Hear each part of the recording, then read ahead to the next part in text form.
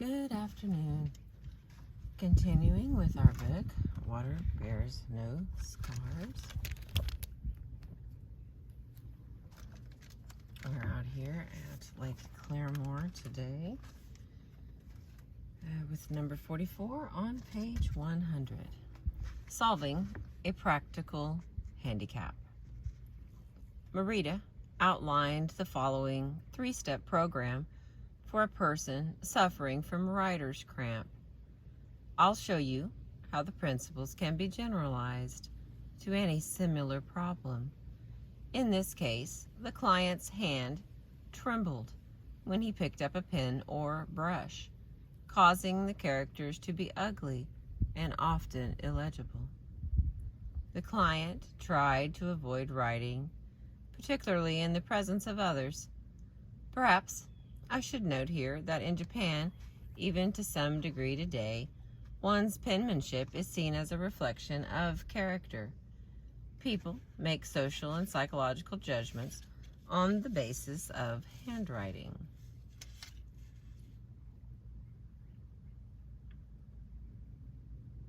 Such an attitude is not altogether foreign to us in the West.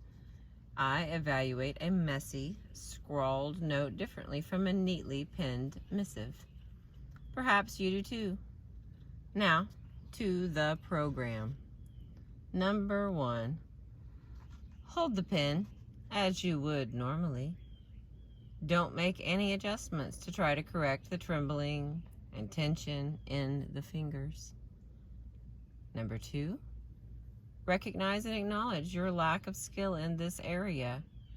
Write as clearly as you can. Number 3.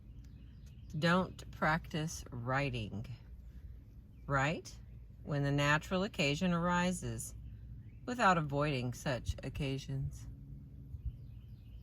Put in more general terms, Marita was advising that A, we avoid taking artificial stances to shore up or to conceal our neurotic handicaps.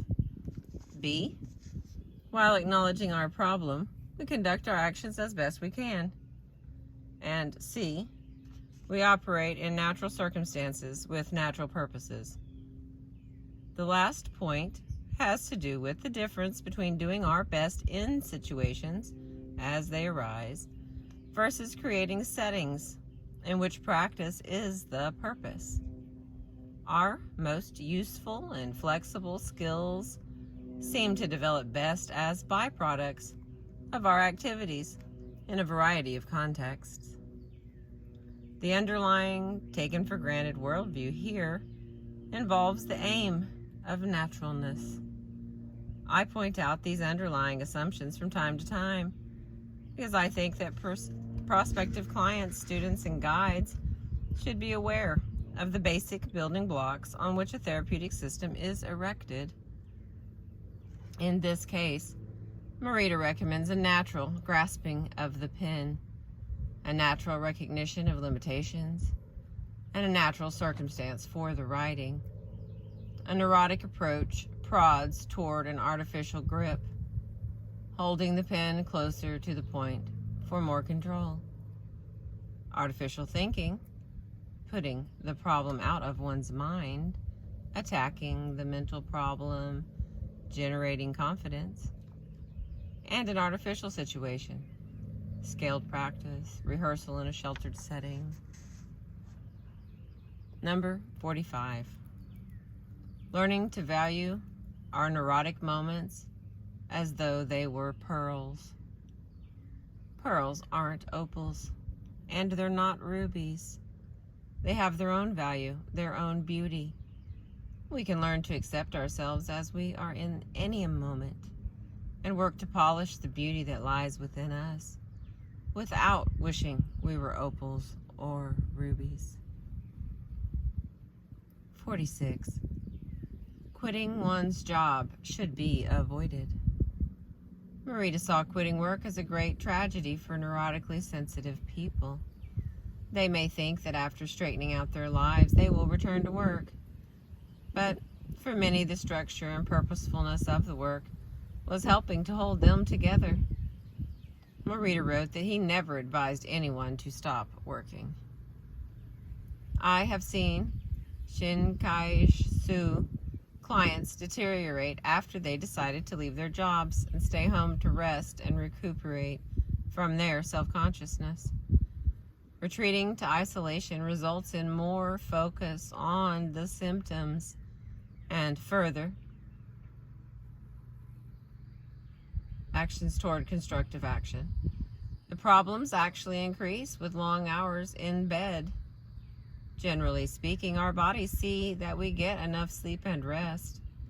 Usually, the best break involves changing from one activity to another, not stopping from activity altogether. When I become tired by reading or writing, I switch to more physical work. When Morita became chronically ill in his old age, he largely determined his activity on the basis of his body temperature. Up to a certain temperature, he wrote. When his temperature rose above a certain point, he read. With still higher temperatures, he had someone read to him. He allowed circumstance to dictate his activity, but there was allowance for flexibility when visitors came and deadlines approached. This example may seem somewhat compulsive to some, but I find his attempt to objectify one aspect of his life situation by means of a thermometer reading and to adapt himself to it quite admirable given the limiting circumstances of his illness. When the pressures of work are too great or the job unbearably uninteresting, I advise my clients to find other work before leaving their current place of employment. It may be unwise to resign in order to look for another position. 47. When a child sees a soldier's gold braid, the child wants to become a soldier. Become like a child. Some of my clients say that they have no interests, no hobbies, no desire to make effort in life, no desire to study anything. Morita suggested to such people that they just attend to anything upon which their eye falls. He wrote that when a child sees a soldier's gold braid, the child wants to become a soldier. Riding on a ferry, the child wants to become a ship's captain. Hearing about Edison, the child wants to become an inventor, and so forth. In each new circumstance, the child's interest emerges spontaneously. There is no effort on the child's part to create some interest or to maintain some long-term interest. The child just identifies with what is encountered in a particular time and place. Perfectionistic, self-driving people may hamper their natural interests by believing that they ought to have interest in certain areas, that certain kinds of curiosity are wrong, childish, or beneath them. Putting our mind bodies in a variety of physical locations maximizes the chances of allowing a variety of interests. We cannot force an interest, but we can provide ripe opportunities for its spontaneous emergence. Number 48. Lack of confidence in Shinkai-shu neurotics isn't often based on reality. Morita wrote that in his students' days, he and his friends would get together and talk about upcoming examinations. His friends seemed to know a lot of material. He felt worried that he knew so little and dreaded taking the exam. After the exam was over, his friends would be talking about having written 3 or 4 pages of essays, while he had been writing only 1 or 2. As a result, Morita felt no confidence about succeeding in these tests. The odd thing was that when the grades were posted, he usually had the best scores. If his friends scored in the 70s, the young Morita scored in the 80s. The reality was that his friends talked beforehand only about what they knew, and they wrote on their exams more than necessary about irrelevant material. The immature person builds a self-image based on the appearances of others. Comparison of one's own weaknesses with the apparent strengths of others will quite expectedly produce feelings of inferiority. Getting on with doing the best we can puts such favorable comparisons out of mind. Number 49. It's amazing how different the world looks when we have changed. As a more positive lifestyle develops, we begin to see the kindness and love of others. It may appear that they have changed drastically, but more likely, it is just that our eyes have turned outward from the old neurotic inner focus. There is no question that our new behavior affects those around us. Our loved ones are likely to find it easier to love us and show us kindness as we take on our share of life's tasks and responsibilities. But the love and services were there before. We just didn't notice them.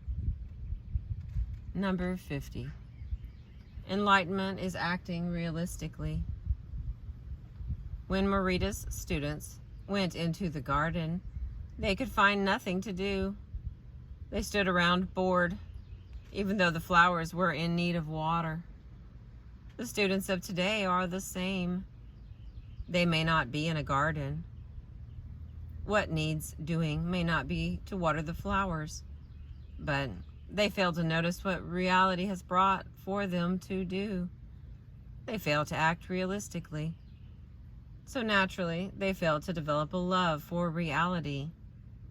If your room is untidy, straighten it. If your friend needs a word of encouragement, speak up. What does the world need from you? 51. And the final one. We aren't frugal in order to save money. We preserve things because they deserve our care. When we take this view of reality seriously, the objects of reality cannot be used wastefully. Environmental protection is not a new concept. We use the simplest of materials carefully, gratefully. A new car and a piece of tissue paper, a personal computer and the stub of a pencil. Each has its value. Each deserves to be used in its time, with attention and respect for its contribution to accomplishing what needs doing. The purpose of economizing for some people has become the empty goal of accumulating money. Money, too, has its place in accomplishing moment-by-moment tasks. But money remains only one aspect of reality's treasures. The treasures are there to be seen when the eyes are open. Thank you for listening today. I sure appreciate you.